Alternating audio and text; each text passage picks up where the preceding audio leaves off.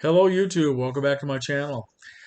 Thanks for joining me. This is going to be another one of my cinematic obsessions, and this is Humphrey Bogart. This is Humphrey Bogart.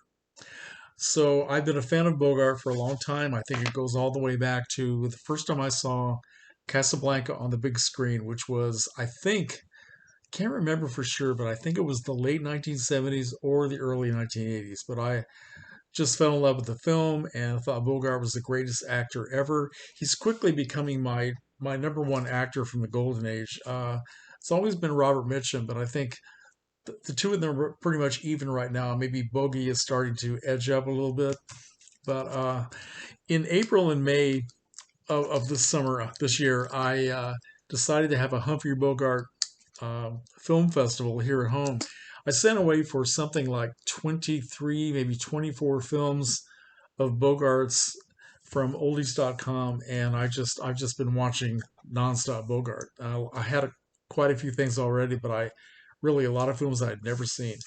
Uh, so Bogart made 75 films in his very long career, and I have something like 54, maybe 55 of them. Can't remember the last time I counted. I think it's 55 now.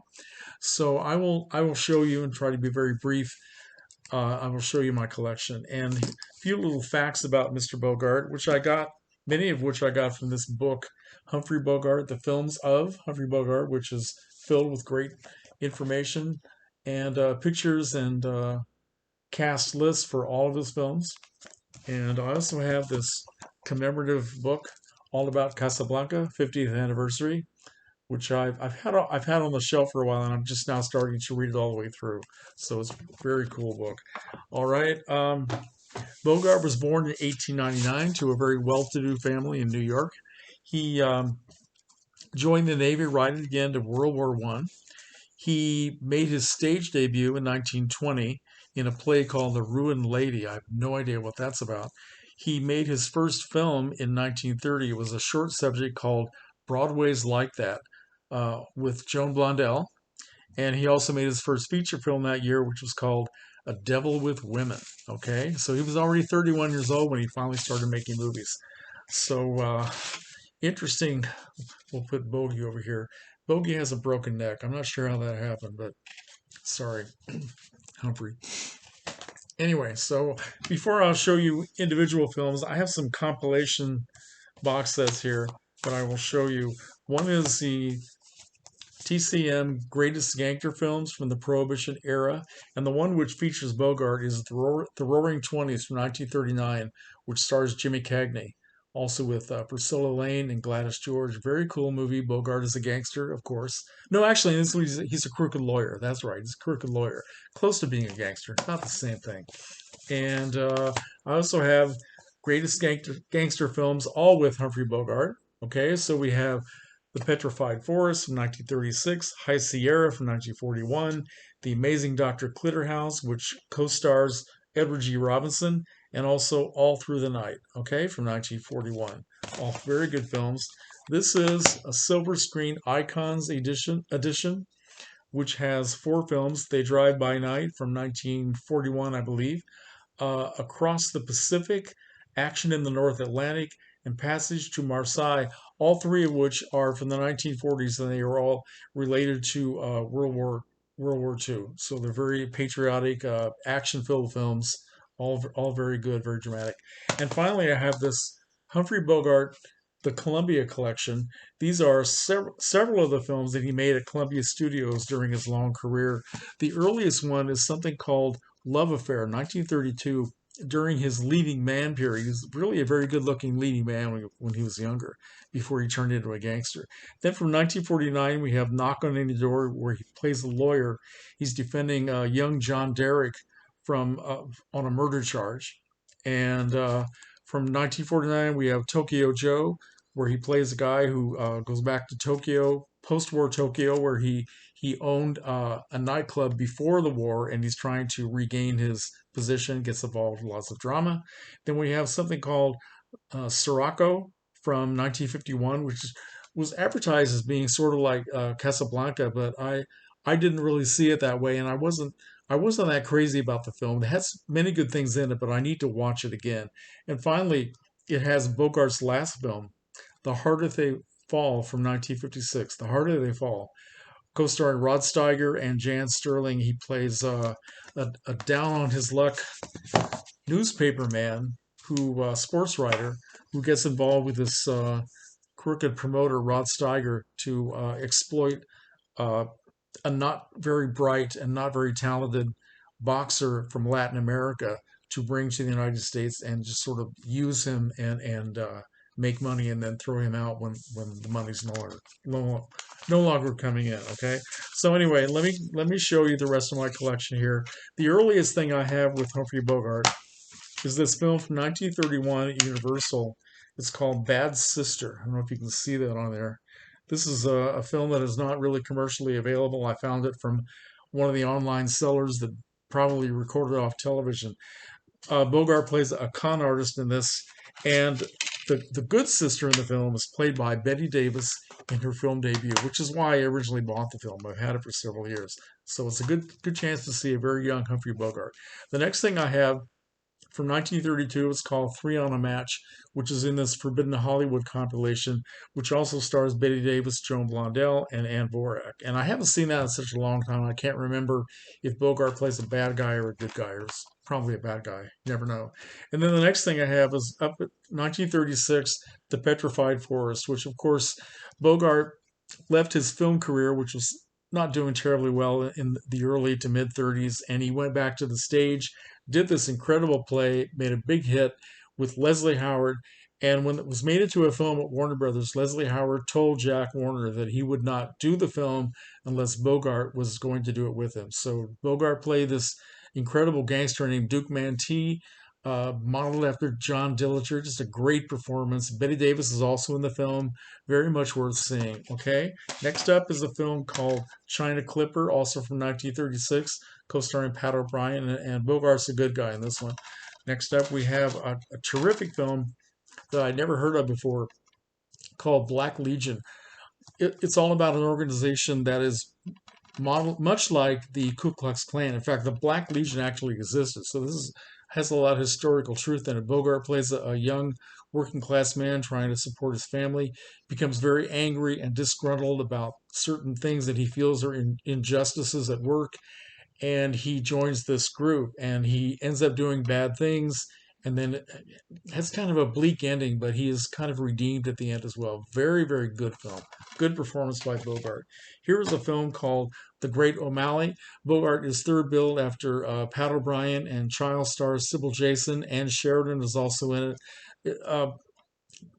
Pat O'Brien plays a cop in New York who is a stickler for the law, and he ends up doing something that ruins hardworking, struggling family man Bogart, to get him in trouble and have him sent to prison. And he regrets what he did, and he tries to help the man when he gets out of prison. So anyway, it's a very good film. Again, does some bad things, but he's desperate and he's very sympathetic. Okay, next up is another co-starring role with Bette Davis, 1937, Marked Woman, where Bogart plays a crusading district attorney trying to help these women who are involved in the underworld, the nightclub world, trying to get them to testify against their cruel mobster boss, played by Eduardo Cianelli. Right, good movie. Next up, another film with Bette Davis, 1937. Also Edward G. Robinson. This is Kid Galahad, all about the world of boxing, and Bogart again plays a bad guy. Right, started to become typecast more and more as a gangster, but then he did this also. This is in 1937. This film called Stand In. Top billed Leslie Howard. Joan Blondell is in it. She plays the title role. It takes place at a movie studio in California. Bogart actually plays a film director, so it's a completely different kind of part for him, and he does it very well. All right, this is a nice little package. This is from Classic Flicks. Okay. All right. Next up is a film that I'd never seen before. I just got this from eBay several days ago, and it just blew me away. It's called Dead End. Okay, Dead End. directed by William Wyler, Sylvia Sidney, Joel McCrea, Humphrey Bogart. Cannot recommend this highly enough. The first film that featured the Dead End Kids, and of course they are sort of partly funny and partly dramatic. But this is an excellent film. All right, next up is a total departure for Bogart. Some little crazy B film, kind of a musical, Swing Your Lady, where he plays a fight promoter from New York City who goes out to the Ozarks, gets involved with all these country folks, and there are some very not terribly good musical numbers and lots of comedy, and it's just a lot of fun. Next up is Crime School. Once again, Bogart back with the Dead End Kids. This time they're all in prison. Well, he's not. He plays a crusading district attorney who is trying to help them. So he's a good guy in this one, all right? Next up, Dead End Kids again. Angels with Dirty Faces. Top bill, James Cagney, Pat O'Brien. Bogart as a bad guy. And this is the one where Pat O'Brien is a priest who grew up with Jimmy Cagney, and they grew up in the same neighborhood. But he became a priest, and Jimmy Cagney became a gangster. So yeah, classic, another classic film. Here we have Humphrey Bogart, King of the Underworld. This is an interesting one. He plays a gangster. It's some very lighthearted scenes in this one. He's paired with a wonderful star from the 1930s named Kay Francis, who plays the doctor in this, and she gets involved with this gangster sort of reluctantly, trying to save his life. All right. Once again with Bette Davis, 1939, Dark Victory. Bogart plays an Irishman named Michael O'Leary. He happens to be the horse trainer for this very rich society dame, played by Bette Davis, who unfortunately turns out to have a terminal disease. One of the best films ever made. Great performance by Bette Davis, and Bogart is actually very good too. Next up is, Humphrey Bogart is pure evil in this one, and he's co-starring with one of the Dead End Kids, a guy named Billy Hallop, great young actor, and he leads this kid into crime and getting arrested and sent to prison, and he is truly not a redeemable character at all in this one. All right, here is Bogart's one and only horror film. It's called The Return of Dr. X from 1939, right? Yeah, 1939. He just plays this very strange vampirish doctor character with this snow white face. It's a very creepy movie. It's only about 62 minutes long. How did he ever get stuck in something like this? I have no idea. This could be why he went on suspension at Warner Brothers almost as much as Bette Davis did.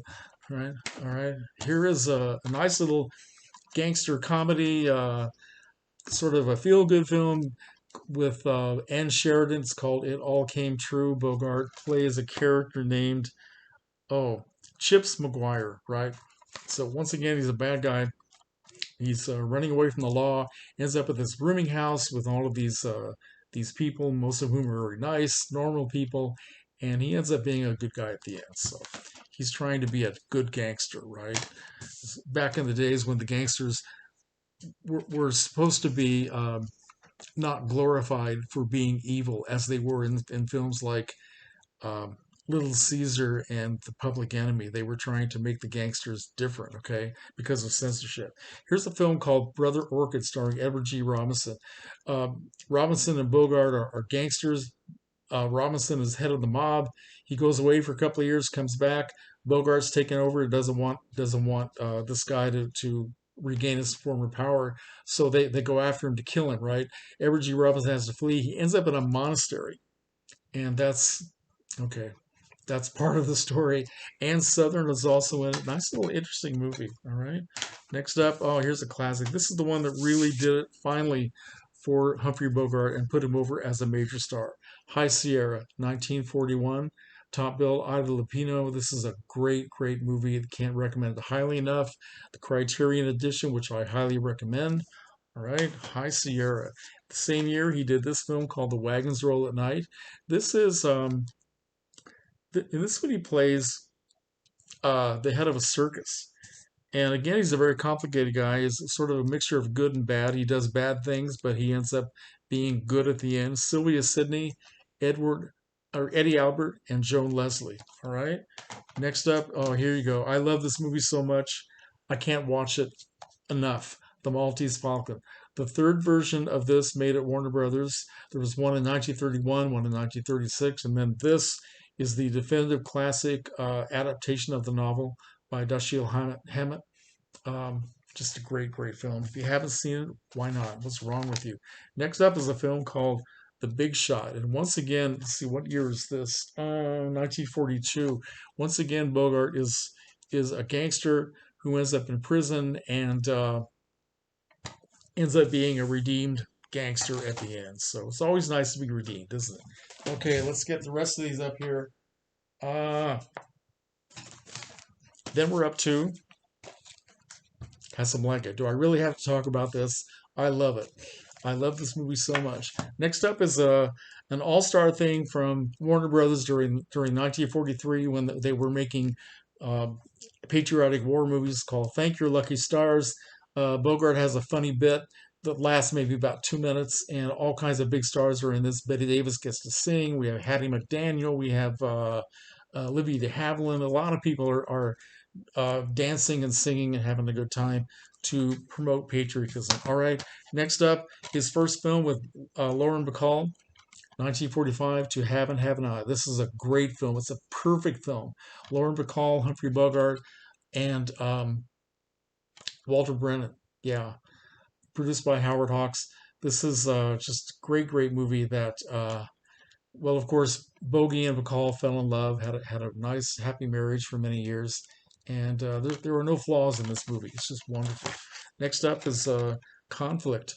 Bogart, Alexis Smith, Sidney Greenstreet.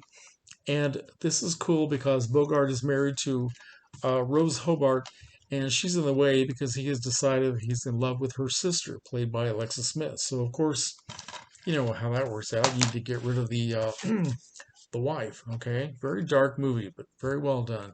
Next up, his second movie with Bacall, 1946, The Big Sleep, a movie that makes no logical sense whatsoever.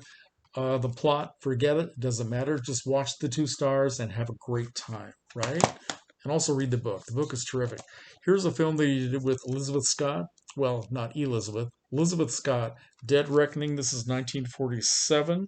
Okay. Elizabeth Scott was sort of supposed to be an answer or a response to Lauren Bacall, but really they're nothing alike. She has her own personality, very distinct personality, and they blend very well together. Okay. Next up is Bogart. Once again, a very complicated mental case called, well, the movie is called The Two Mrs. Carols. Barbara Stanwyck and once again Alexis Smith. Barbara Stanwyck is the second Mrs. Carroll, and Bogart has decided he wants to get rid of her and go for number 3, Alexis Smith. All right, cool movie. Third film with Bacall, Dark Passage, one of my favorites, also 1947. Then we have another landmark film in the career of Humphrey Bogart, and this is The Treasure of the Sierra Madre. Oh wow, this is so good. This is 1948, and directed by John Huston, co-starring Tim Holt and Walter Huston, who was John Huston's son. Just a great film. Once again, Bogart is an incredibly complex, fascinating character, and this is one of those films that gets better and better every time you see it. So next up, the final film with Bacall is Key Largo, which is a film noir classic, also starring Edward G. Robinson and Claire Trevor. So very good film, absolutely essential. Then we have a complete change of pace, co-starring with Eleanor Parker. Bogart plays a pilot in this film, and Eleanor Parker is the woman that he fell in love with during World War II with a lot of romantic drama. Very good film. Chain Lightning. Okay. Next up is wow, another one of my all-time favorite films, and certainly a favorite Bogart film, directed by Nicholas Ray, 1950, In a Lonely Place, co-starring Gloria Graham. Right? Just love this movie so much, and yeah, this is one you will think about for days afterward because he is so dramatic and so good in this. I can't believe he didn't win an Academy Award for this, but he did later, of course. Next up is a film called The Enforcer. This is a film. What year is this? I believe 1951. A film I'd never heard of. And it is absolutely one of the best crime thrillers I have ever seen. I was blown away.